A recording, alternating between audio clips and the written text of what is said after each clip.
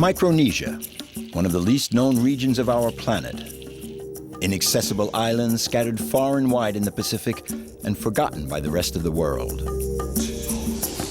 In Pohnpei, Augustin is the solitary sentinel of a cursed city thousands of years old, Nan Madol. Pasan, a tribal chief. He counts his fortune not in gold ingots, but in stone. The island of Yap has an exchange system unlike any other on Earth. Bruce, an inveterate traveler, has dedicated his life to the most isolated islands. Thanks to him, remote villages are being connected with the rest of the world. This area in the Pacific, the most remote areas on Earth, I think that these areas here are the most undiscovered and the most little known, the vast areas. I think we know more about the moon than we do about this deep ocean waters off of Micronesia.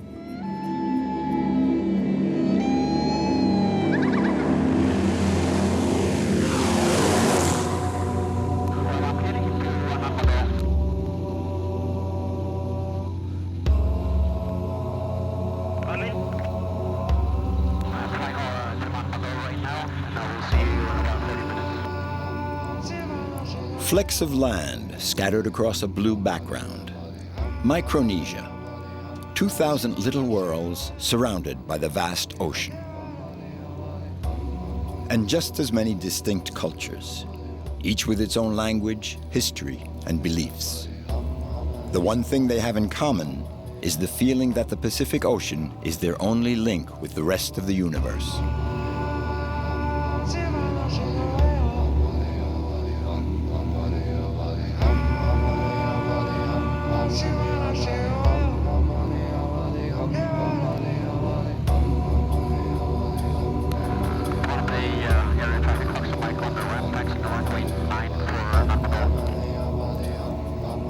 Getting to know these lands with their oral culture means allowing oneself to be lulled by the tales of the elders. As we fly over Pohnpei, we skim the surface of the island's mystery.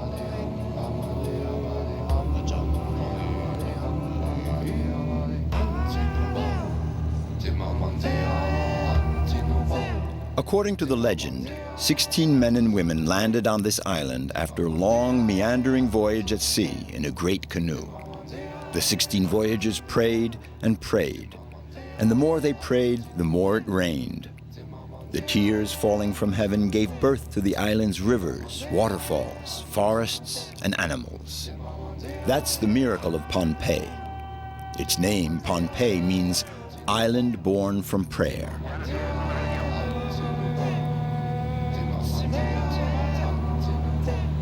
Hidden away in the jungle behind a curtain of clouds lies the ruins of a city dating back almost 3,000 years. We have to approach it with an open mind, accepting its enigma, for we know almost nothing about this city. It's a testimony to a vanished civilization, that of the Sodlers, the dynasty reigning here at the time. And if you look up here, there was something over here built from before. On this island. On this right? island. On this island. But the ocean washed it out. That's one of the reasons I've been doing this is, we're studying the erosion, we're trying to protect and preserve Nanadol for future generations, and I can see erosion right there. Yeah, right there on the erosion is because it's closer to the breakers. That's right. That's right. Wow. And there's a school of fish out here. Damn. Oh, wow. I'm going fishing tomorrow. Okay. Wow, look at that. My goodness. There she is. Always amazing. Augustin is extremely moved as he flies over this strange city built on the water. So beautiful. He's state conservator of the site and has dedicated his whole life to it. He is above all the keeper of an enigma.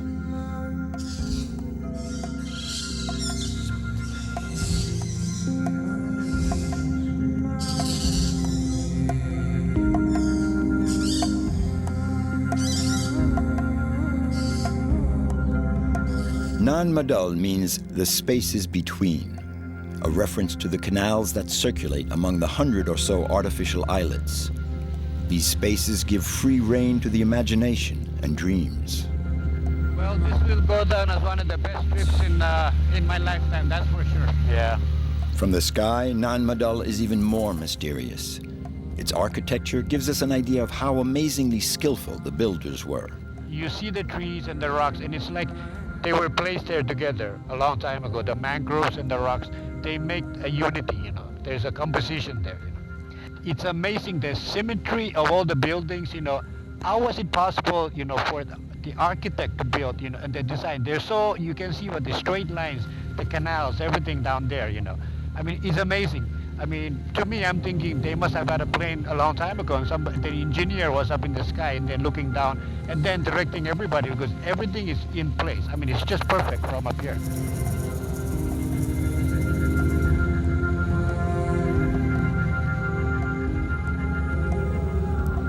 And beneath the surface of the ocean, the mystery thickens.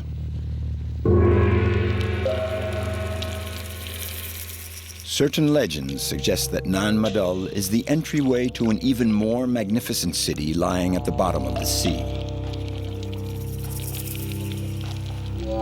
Jimmy has been looking for proof of its existence for years. He proceeds with caution and respect for the ancients. The strangeness of the spot is not at all reassuring, just the opposite.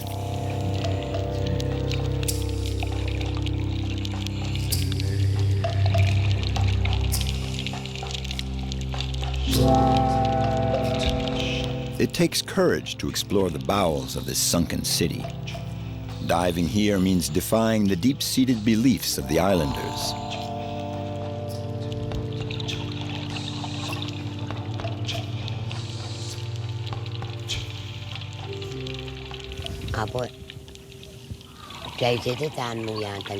We don't know who constructed Nan Madol, how the builders managed it, and in particular how they transported the stones.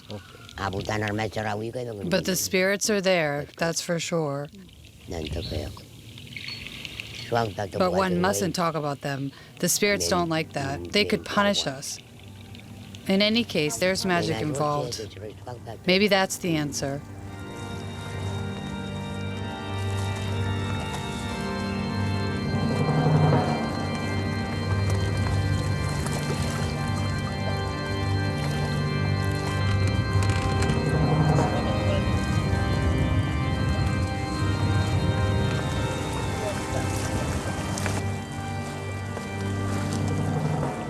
What curses protected the city? What could instill such fear in the local inhabitants that for centuries they refused to go near it? That long-vanished dynasty still has a strong hold on the living, like a clinging veiled shadow. Even today, very few dare profane the sacred territory of Nan Madol. They all fear the cruel vengeance of the spirits.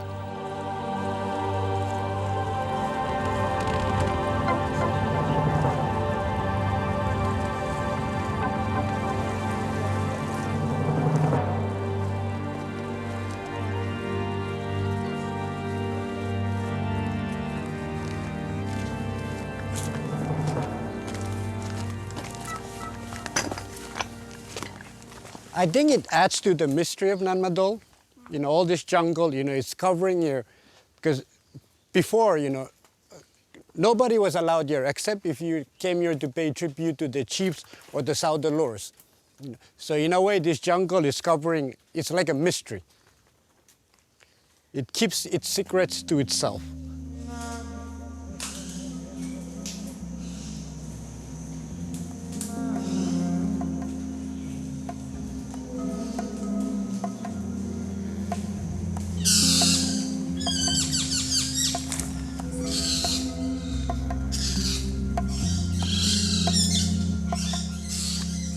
Augustin and Jimmy are both obsessed by these secrets. Too many unanswered questions.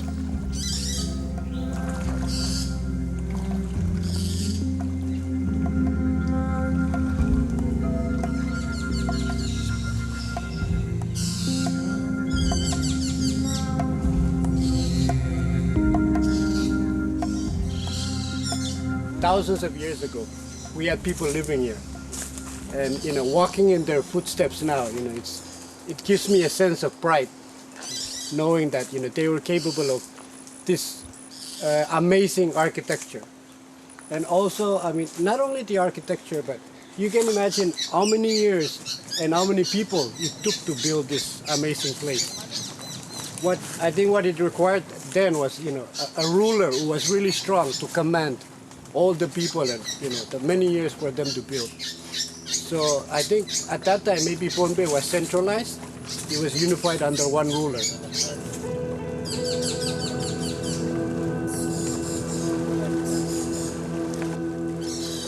The stones are basalt, carefully fit together in these amazing constructions that doggedly continue to resist the ravages of time.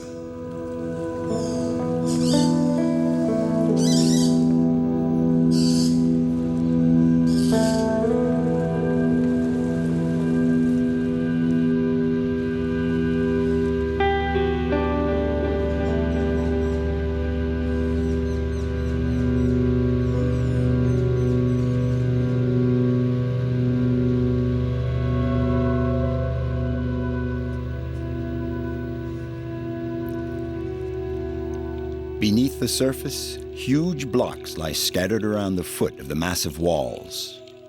You can almost hear the hushed murmur of their tale. Gnawed by his desire to understand, Jimmy tirelessly studies these columns that seem to be pointing in a direction. He's searching for some glimmer of truth here, where the undertow is eating away at the stone.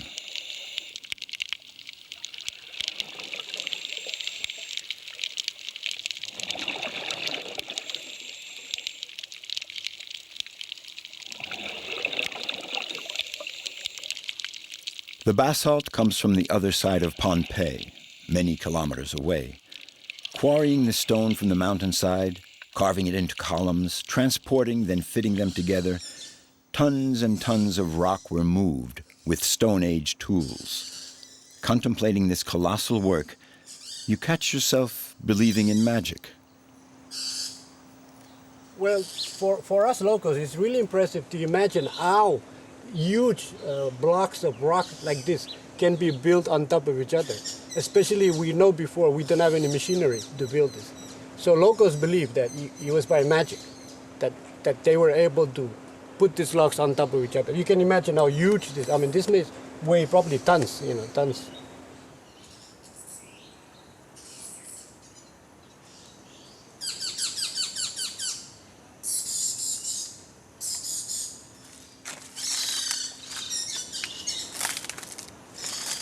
My theory of it is that they used nature, the natural elements, to build Nantawas. So I think when the tide was high, that's when they lifted the rocks. That's my theory.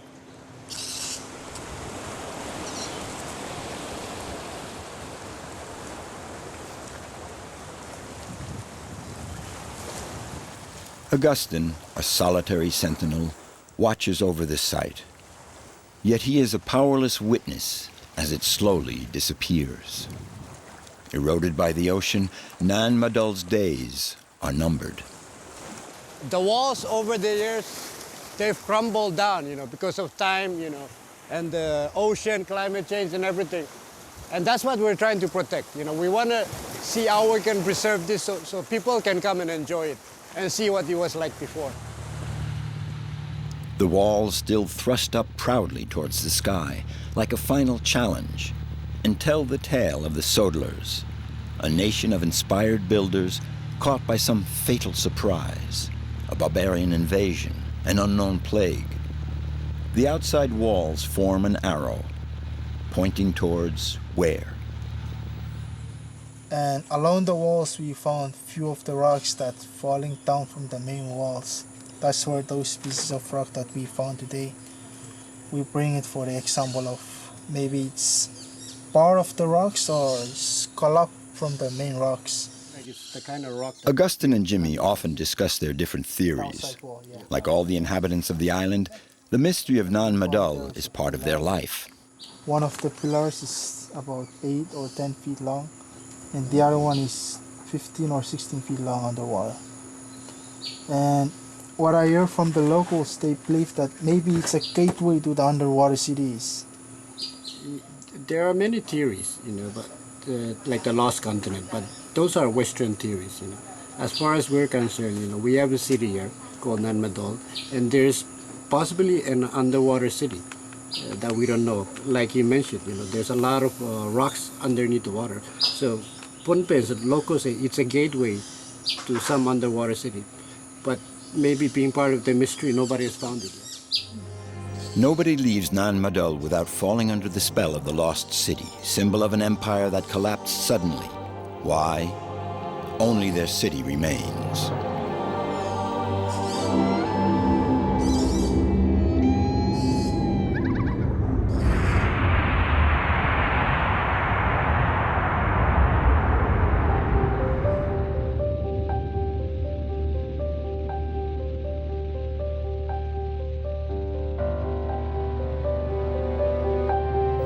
A few square kilometers of land lost in the immensity of the ocean. Yap lives forgotten by the rest of the world.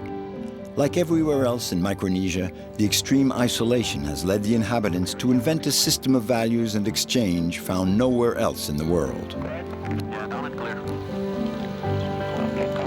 Roger.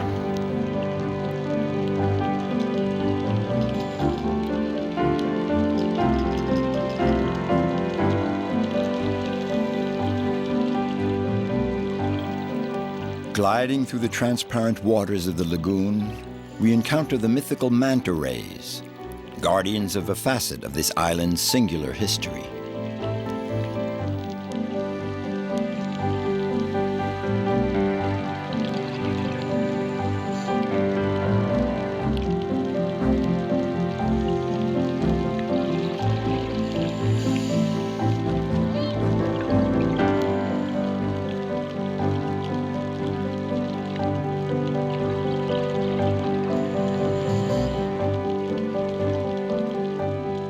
At the bottom of the ocean lies a veritable treasure.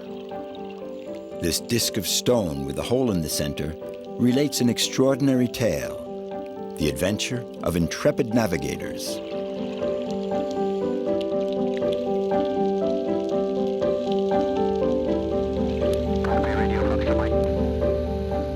Everyone on Yap knows this story, for it has been handed down since the dawn of time from generation to generation. Like in the family of Pasan.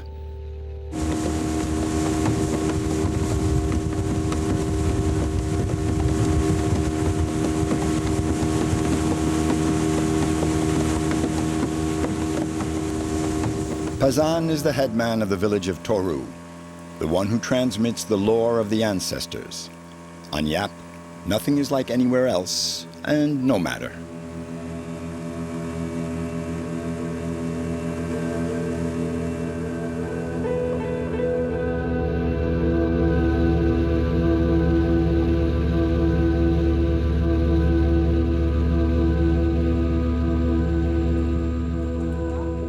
Pasan's family is highly respected on the island, and today is a special day. He wants to share the secrets of his ancestors with his son.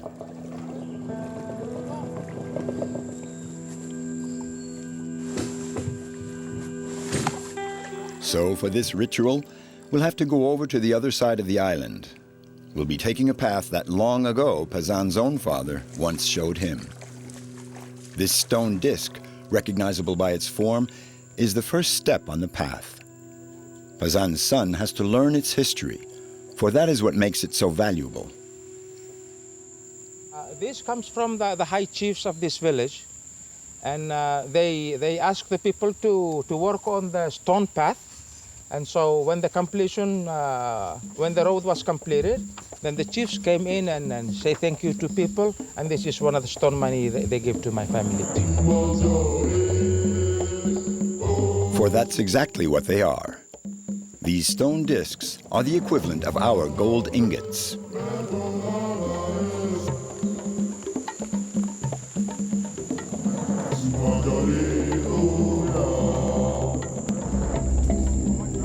There are some 6,000 of them on Yap. They're used to buy land, to build a house, to buy a boat. They are also given to the fiancée by her suitor as a dowry. These stones are the basis of all major transactions, even though the dollar is the currency for everyday purchases. It's one of the biggest that I have, and that's one. And the second one is because it is gone into competition between the chiefs, so it has a story to tell. Pasan's authority derives mainly from his ancestral lineage, but it's also based on his heritage. His family owns 21 stones, an impressive number. Thanks to them, his children will be able to assume a respectable position in this island society. Let's see. It's more like an insurance. You feel safe that you have them. You feel secure in some sense that you have this stone money, and you feel able to participate in the traditional events, competitions, whatever, dancing, things like this, because you feel secure that you can participate into those bigger events that would happen in Yap.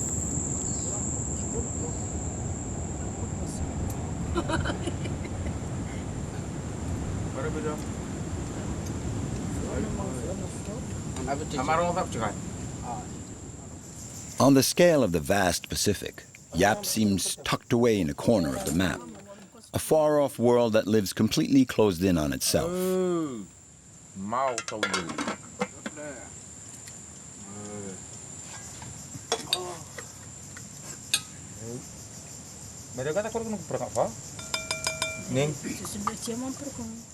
Identity is something very popular now.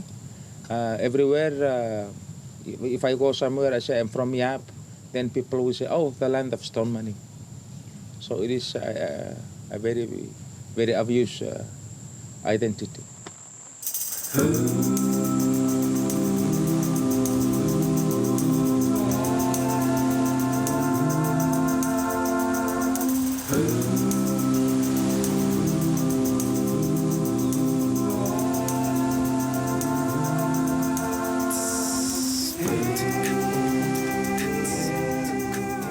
The enormous discs encapsulate the history of Yap.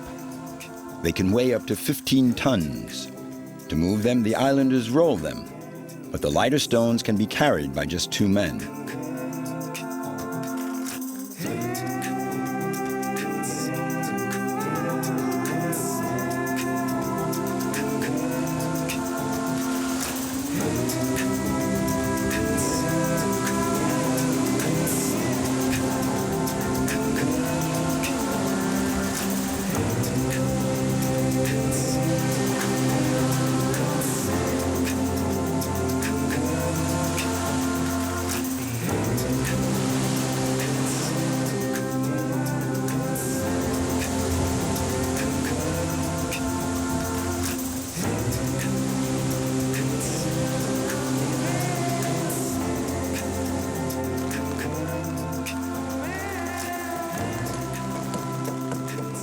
The island is far from anywhere, so they have to be resourceful with what they have at hand.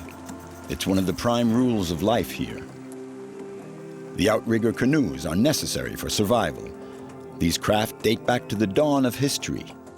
These great navigators have been using these boats for centuries to escape their isolation.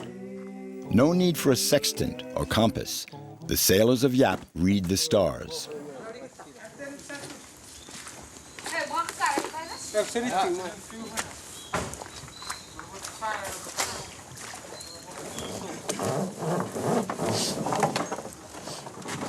It doesn't cost fuel, and you travel on a canoe is very, very good.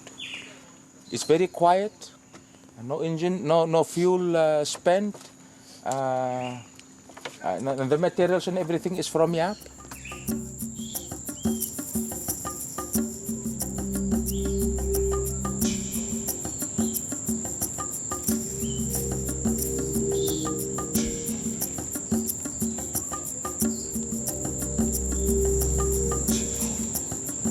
In the heart of Taru, Pasan's village, the stone discs, as precious as they are, line the path like a series of landmarks in the islanders' memory.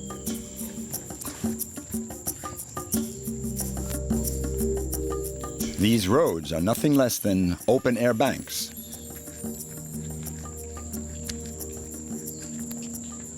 We have a very big one also. Let's go over and see. It's a very big stone money. This is the biggest one that we have. In the beginning, it came from Palau. People from this village went to Palau and participate in the carving and then bring it to this village, and now we have it here.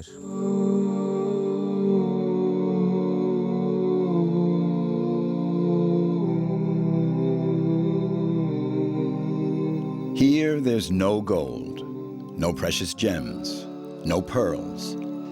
Just these gigantic discs of aragonite, quarried by raw manpower from a far-off island, Palau, about 250 nautical miles from Yap. It takes days and days at sea to cover such a distance. In order to create a system of exchange centuries ago, the Yap Islanders set out in search of something that didn't exist on their island. They came back from Palau with these stones, and since there was nothing like them on Yap, they were precious. A system of exchange was born. The value comes from the hardship of obtaining a stone money. First of all, you have to learn navigation, and then obtain the knowledge of building a canoe, and then you build those canoe, and then you have people that trust the navigator that can participate on the sailing, then sail to Palau, which is very hard in those days. It's done with navigating with the stars. Wait. Because we need his help sometimes. For hundreds of years, they risked their lives sailing the Pacific. These trips were veritable initiatory voyages. Pasan also made this trip to honor the memory and courage of his ancestors.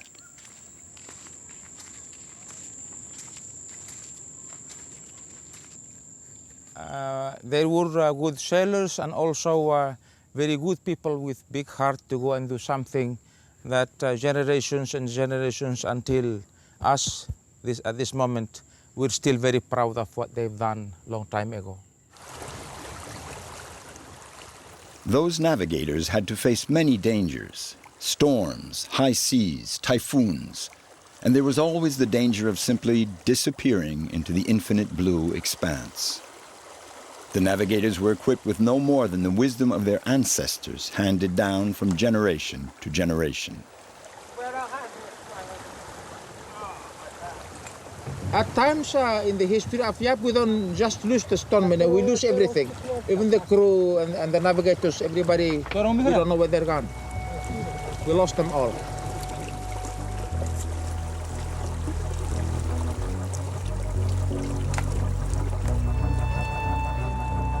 These vessels seem ridiculously frail to undertake such an adventure, which is the very cornerstone of the Yap identity.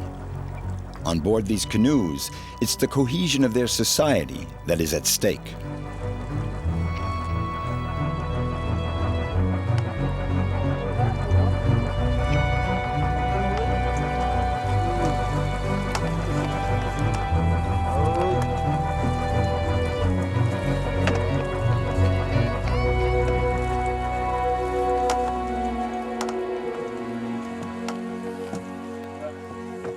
So we have a very poor economy, very small economy, and abandoning the tradition and culture of Yap is it'll be a life you cannot survive. The custom and the tradition provides those opportunity where I can associate with people. I can get fish. I can get taro. I can take a ride like this. So without those traditions and customs, for me, I won't make it.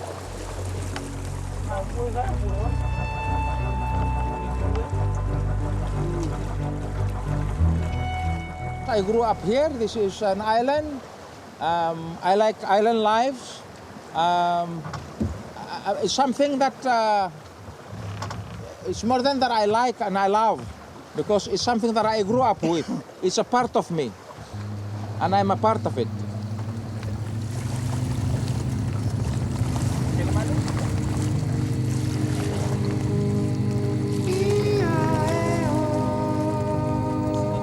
Yap, an exceptional island. Because they had nothing, the inhabitants became intrepid navigators, driven to strike out for new horizons and to bring back their precious stone discs. Since that time, things have remained unchanged, or almost. Seen from the outside, Yap still has nothing much to offer. The islander's fortune is not counted in dollars. It is priceless, as valuable as the memories it embodies. Thus, the people of Yap has forged their destiny, their identity.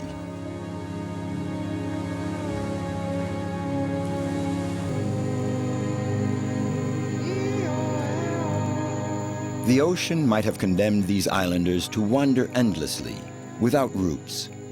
But the situation is just the opposite. The Pacific is their last rampart. It allows this culture to flourish in total freedom.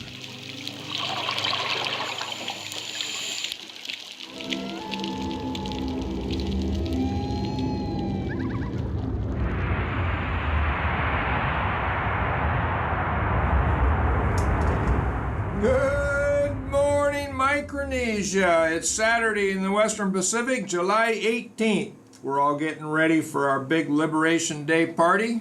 Let me check to see if there's any ungnil tutaos, any mogaten rananem kasalelia tuwo yakwe bulabanaka loha tolo falava, manu lele, to right mate, bonjour, kiorana for the Cook Islands, kiora. Bruce's voice casts a wide net all the way to the far-flung limits of Micronesia.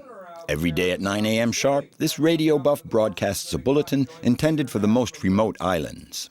Okay, if there's no medical emergencies or priority traffic, I copy you, Yap. Let's take a look at your weather. We understand you want to go out and look for some turtles today on West Vayu. Yap weather for today. Variable winds, 5 to 10 knots, becoming southwest afternoon. Here we're at the University of Guam, a territory administrated by the United States. Bruce is not just a voice. He's also a link between all the islands. A providential man, a clever handyman who over the years has single-handedly set up a communications network covering one of the vastest regions on Earth. He's the one they call when there's an emergency. The ship was about 4 or 5 days late. Hope everything worked out. If there's anything you need, you know where to find me, over. Roger. Yeah, I was going to ask if you could connect me to... When Bruce landed in Guam more than 20 years ago, the outer islands were completely isolated, and this tireless traveler discovered a situation he couldn't have even imagined. So this is my territory. So I have to go in small boats and canoes to get to these to support the 90 or so outer islands all through this area that have dispensaries, schools, and no communication, no power except for solar that we put in, and of course no airstrip, no links to the outer world except through me. So we have power, we have communication, we have tools. The network that Bruce set up has been growing little by little. He regularly makes expeditions to install new transmitter receivers. Now he's heading out to the far-off archipelagos.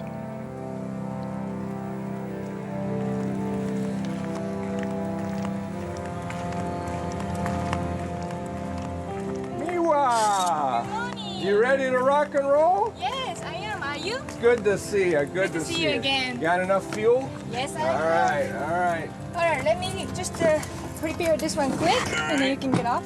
Do you want to sit in the back, or you want to sit in the front? So, Miwa, how's the weather? Well, it's going to be nice and clear. There's not much turbulence or anything like that. No typhoon? No typhoon yet. Hey, domo arigato.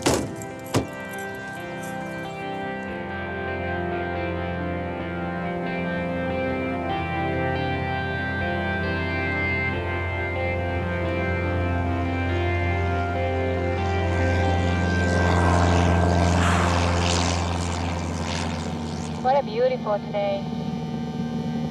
Yes, it's Nice color for the ocean too. like another world when we go to the outer islands. That's right.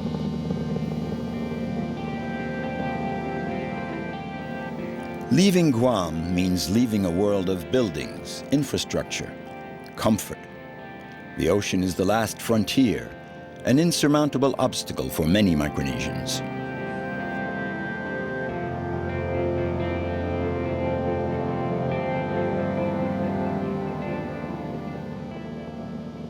I think the Pacific, this area in the Pacific, the most remote areas on Earth, I think that these areas here are the most undiscovered and the most little known, the vast areas.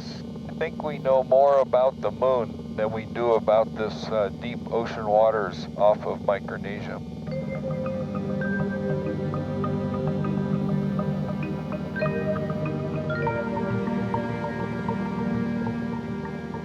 Right now, it's rainy season, so the rains can come at any time. They cover the airstrip.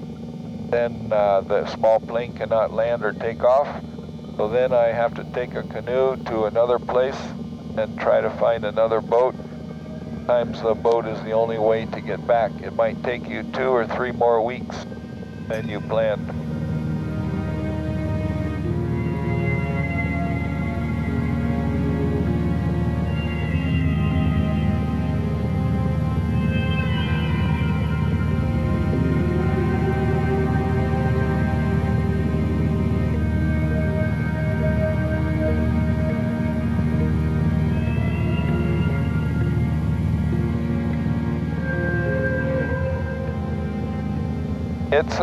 It's the kind of life that you have to learn to be very patient.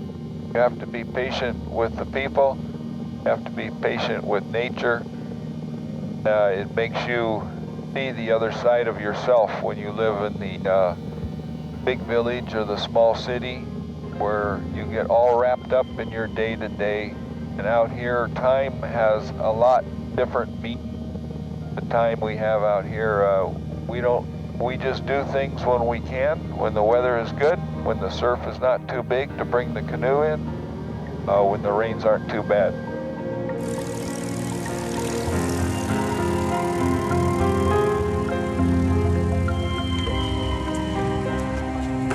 All right, Niwa. Thank you very much. All right, Have a see you safe soon, flight okay? home. I'll give you a call on the radio. All right. Talk to You you rock, soon. woman. Hopefully I'll see you soon. Otherwise, I'll be on canoe. Okay. Careful. Yeah. I'm an old man.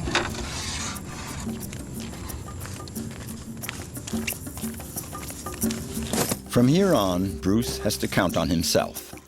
He'll have no more communication with the outside until he arrives at his destination. And he relishes every minute of this time cut off from the rest of the world.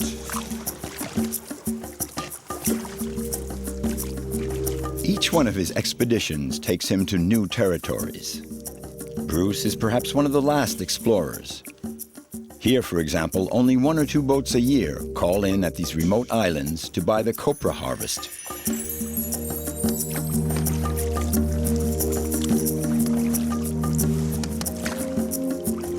Oh, I'm like Santa Claus when I come. I bring them stuff, and I help them fix it, and I give them training.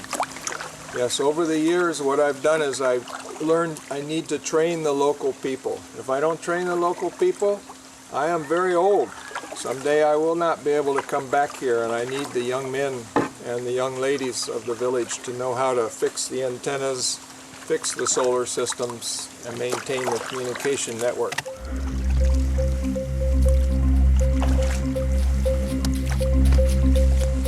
In these far-flung archipelagos, the heat is suffocating, the humidity oppressive. With all his voyages, Bruce has come to appreciate these sudden storms and showers. Everyone is glad to have them. Fresh water is precious, for it nourishes the forests and means survival for man. Bruce melts into the vegetation.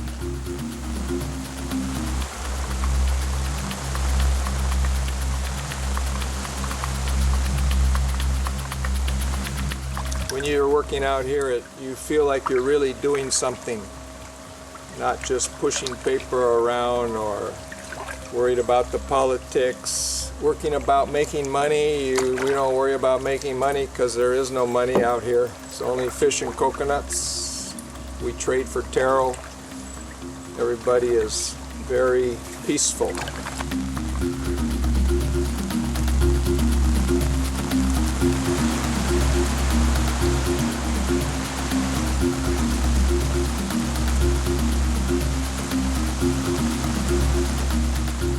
In this region of the Pacific, one of the rainiest in the world, the rainstorms are always just passing. In Micronesia, we say, if you don't like the weather, just wait 1 hour. You will have different weather.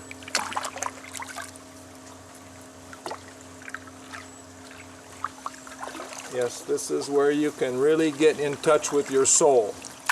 A little bit of rain, pretty soon we'll be back and be in the ocean, and I can wash off, and I'm very happy when I can cleanse my soul and help the people in the outer islands. And I don't have to go to the office every day.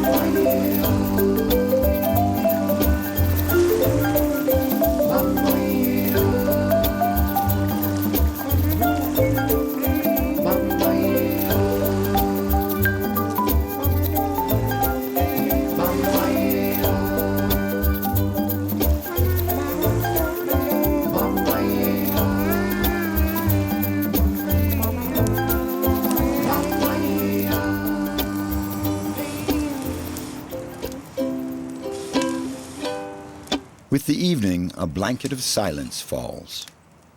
There are no roads here, no means of transportation, no electricity, no telephone, no government even, just the traditional chiefs in each village whose authority is handed down from generation to generation.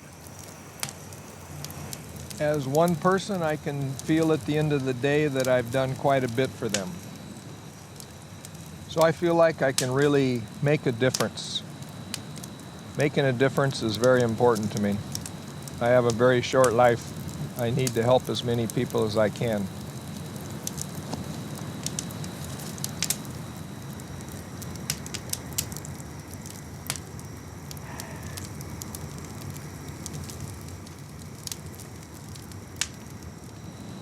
Life is changing fast for these outer islanders. So I want them to stay here and try to preserve some of the culture, preserve some of this life. There's no place like this on the whole earth. No place where they still do celestial navigation. They watch the stars. They watch the wind and the rains. So they move around in their canoes for many years with no instruments. The only place on earth where they still practice traditional seafaring, traditional navigation.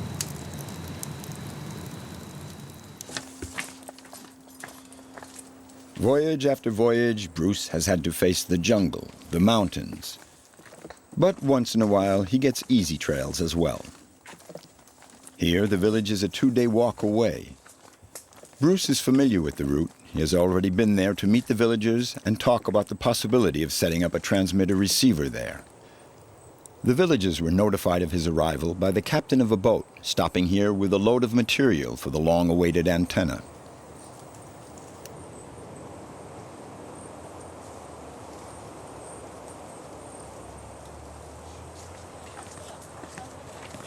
Capture! Hey, Chief! Oh! How you doing, brother? Mr. Betts, Sachik. Hey, second chicken. We've been waiting for you for quite some times. Welcome to Ulysses. Oh, thanks. I have your gifts, huh? Oh, thank you very much, Mr. Best. Oh my gosh, Conchita. Oh, Sachik. How are you? Very good. I have gifts for you, too. Thank you. Oh, second chick. Sachik. Thank you very much, Mr. Best. All right, tell you what we're doing. Sachik, Mr. Best. Sachik. The custom in these villages is to offer a token of welcome. Today, Bruce has betel nuts wrapped in pepper leaves from Pohnpei. The men of the village sprinkle them with powdered coral and chew them like tobacco. Fine, and we've been expecting you for quite some time. How's Papa Mao? Papa Mao is okay, but he's getting very old. Not getting around too much anymore with his diabetes. Huh? That's correct. Is he still teaching the children how to celestial navigate? He's trying to do that, but otherwise his health is not too good. Yeah. I know, we're all getting old. Actually, Mike and I are close to the same age, so when I first came out to Micronesia, he was a teacher over here across the lagoon. And he came to, for a while he actually came to Guam to learn, and now he has come back and took the knowledge he learned on Guam, and he's helping his people in the outer islands.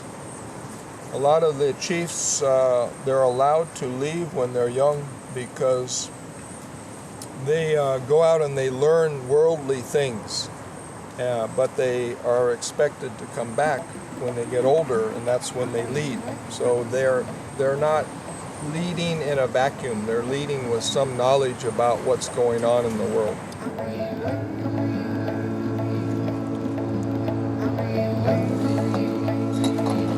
There you go. Get your foot right in there. Resort. Don't let that thing kick back on me, Mike. You're in. Keep your foot on that. Keep your weight on it. Here we go. Okay, Mike. There is no phone at all. This is the only ways and means of communicating with the outside world through the single sideband radio. And we need the antenna and then power by the solar system. We don't have power on the island. It is really means life in this area. It's a lot of things. The generous Son of the Pacific will help connect people. Got the power, we got the solar, we got the power cables, everything's ready. Let's see if we can get a hold of Guam. Let's see if this baby cranks up. Got the right mode, upper sideband. Guam, how do you copy? Over. Come on, baby. This is Guam. Good copy. Yes! All right.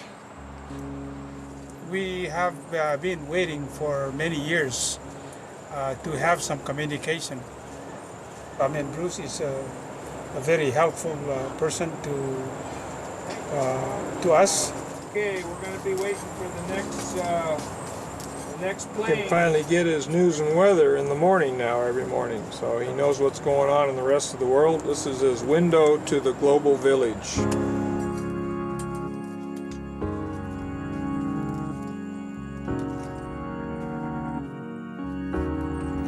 The village is now quietly turning over a new page of its history. Who knows? Perhaps someday there'll be a legend about Bruce, the man who traveled over sea, rivers, and mountains to offer his help to the people of Micronesia.